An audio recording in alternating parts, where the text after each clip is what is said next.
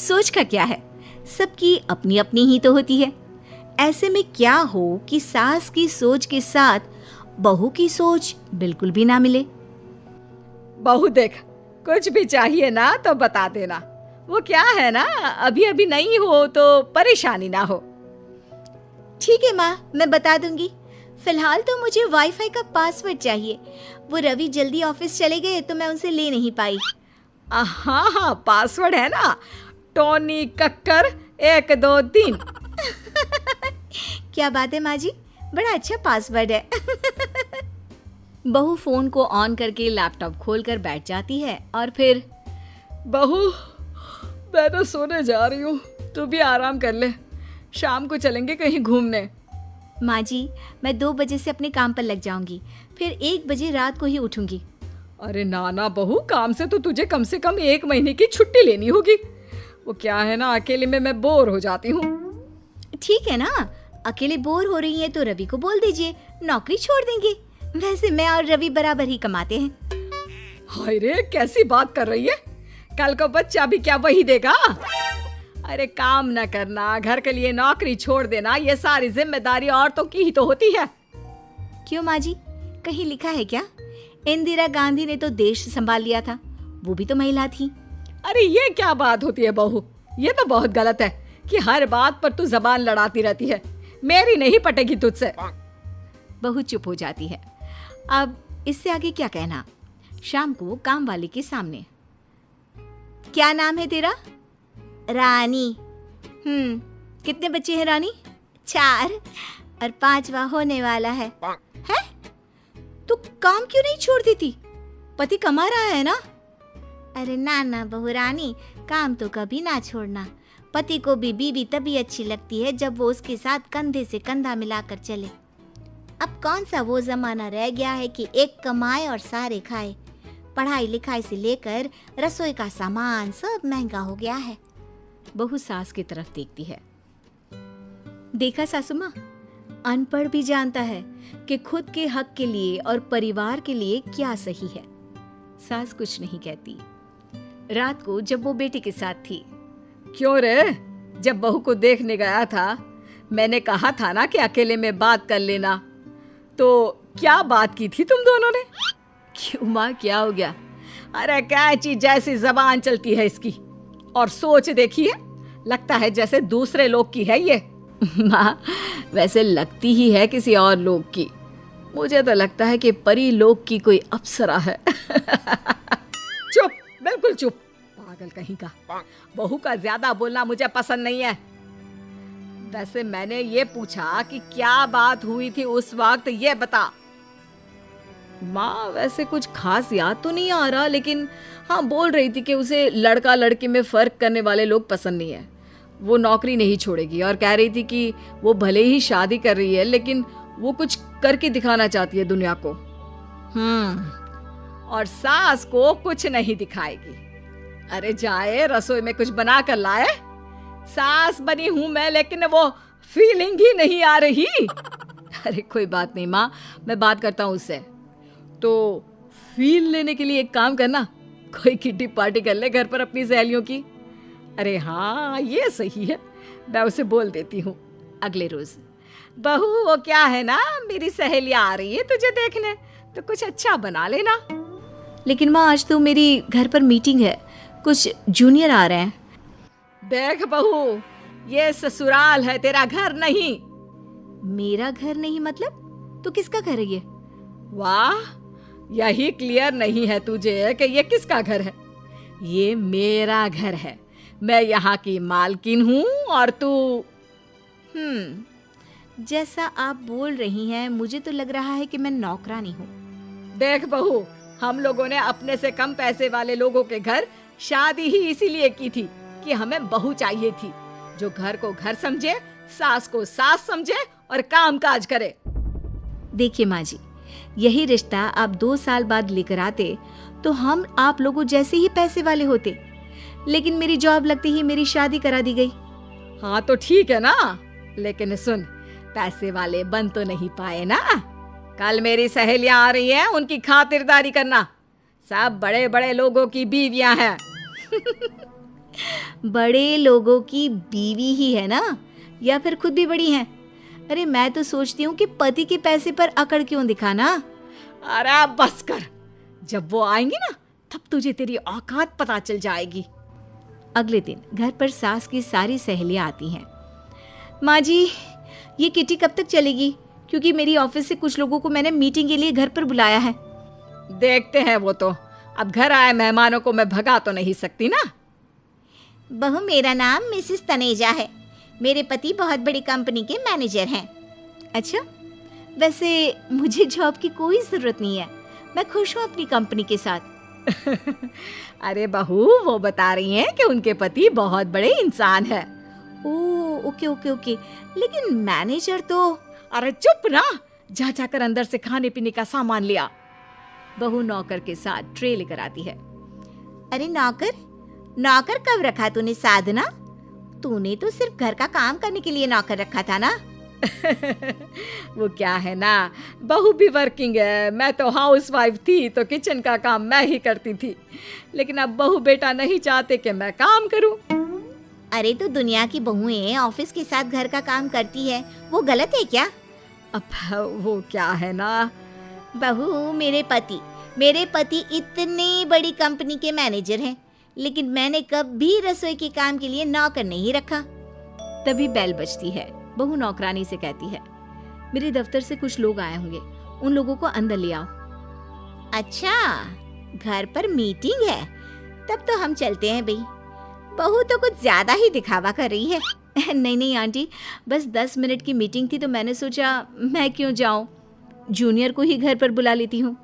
लेकिन जैसे ही घर के अंदर बहू के ऑफिस वाला जूनियर आता है। अरे आप मेरी सहेली के घर पर क्या कर रहे हैं? आप हमारे मैनेजर साहब को जानती हैं? ये मेरे पति हैं। और ये हमारी कंपनी की वाइस प्रेसिडेंट, यानी मेरी बॉस।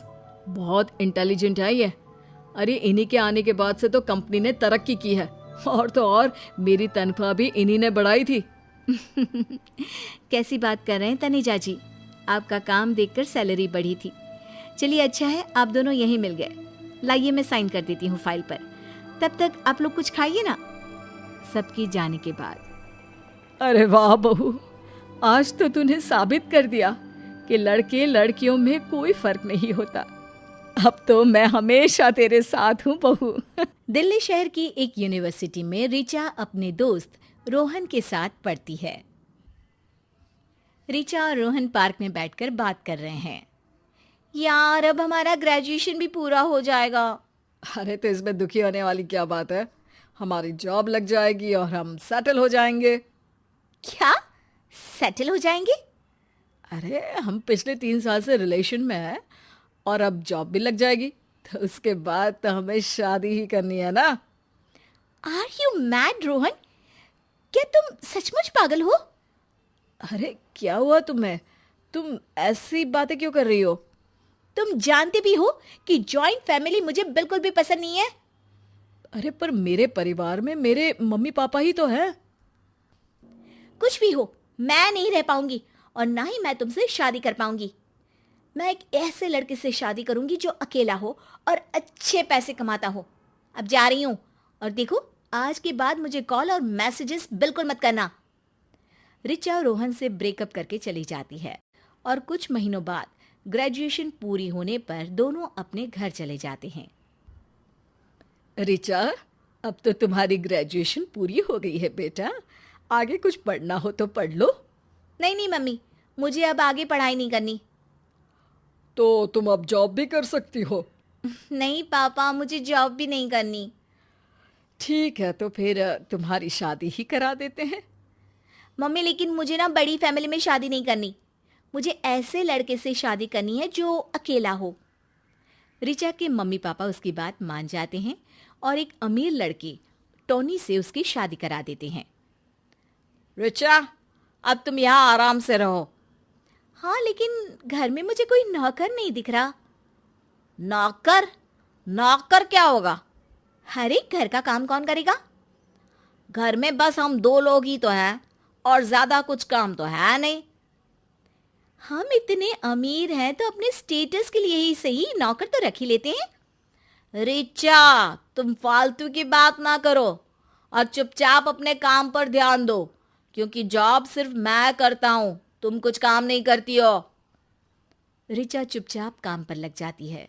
शाम को टॉनी आता है और रिचा को शॉपिंग कराने ले जाता है, जिससे रिचा सुबह की बात भूल जाती है और कुछ दिन तक फिर काम पर लग जाती है।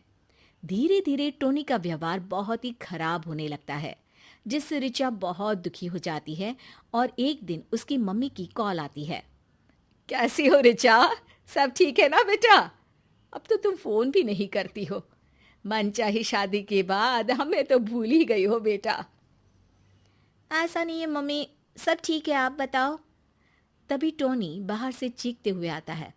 रिचा, तुम सारा दिन फोन पर ही लगी रहती हो और आज तुमने मुझे लंच में क्या दिया था? वो सब्जी जो मैं बिल्कुल खाता नहीं हूं। जो मुझे अच्छा लगेगा मैं वही तो बनाऊंगी ना, हमेशा तुम्हारी पसंद का नहीं बनाऊंगी। और मेरे कपड़े कैसे रखे हुए हैं तुमने? वो ठीक से आयरन भी नहीं हुए हैं।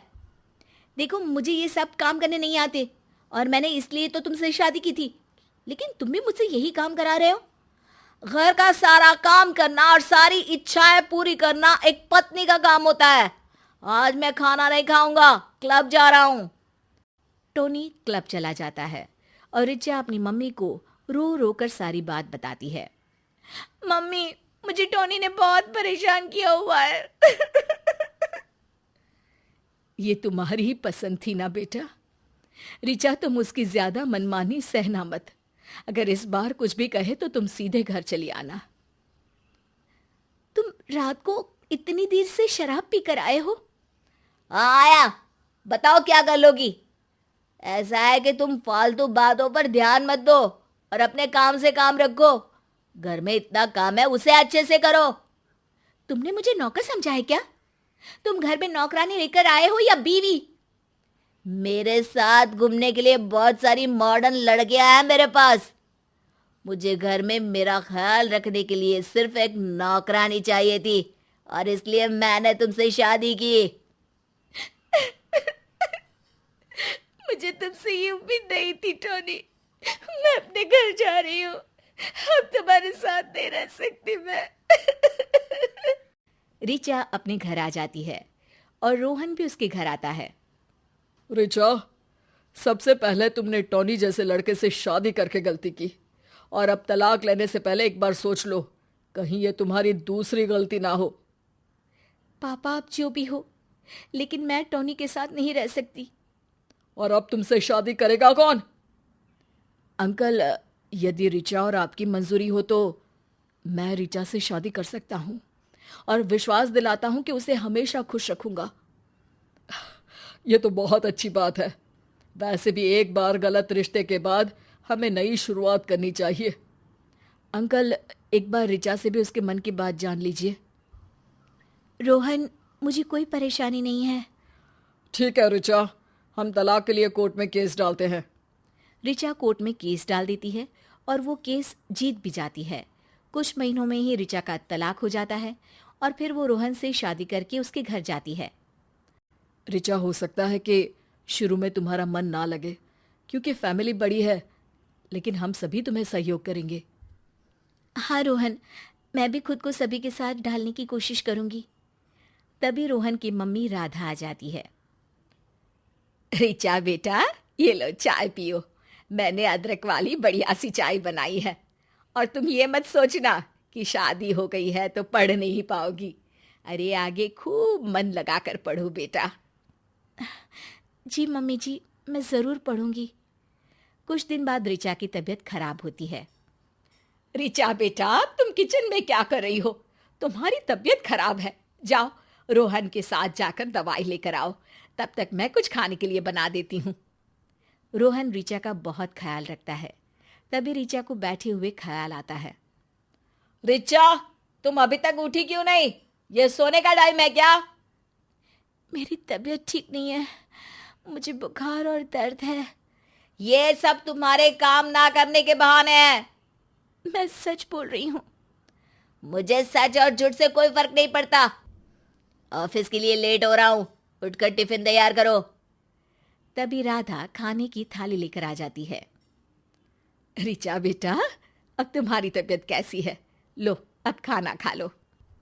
हाँ, जल्दी से खाना खत्म करो, फिर तुम्हें दवाई भी खानी है और मैं तुम्हारे सर में बाम लगा देता हूँ। ये सब देखकर ऋचा को एक सुखद एहसास होता है और उसकी आंखों में खुशी के आंसू आ जाते हैं। ऋचा अपनी मम्मी को कॉल करती है और अपने ससुराल की पूरी बात बताती है। उसके मम्मी पापा भी बहुत खुश होते हैं। रोहन, मुझे माफ़ कर दो। मैं माफ़ी के लायक तो नहीं हूँ, लेकिन प्लीज़ मुझे माफ़ कर दो। अरे नहीं नहीं, ऐसी कोई बात नहीं है। सच में कितनी गलत थी मैं, जो फैमिली के साथ रहना गलत समझती थी। तभी वहाँ राधा आ जाती है। अरे रिचा बेटा, ऐसे कभी परेशान नहीं होते। तुमको परिवार का महत्व समझ आ गया? क्या इतना कम है बेटा? हाँ माँ, यही परिवार है। परिवार ही शक्ति है, परिवार ही प्यार है। ऋचा अब अपने पति रोहन और उसके पूरे परिवार के साथ खुशी से रह रही है।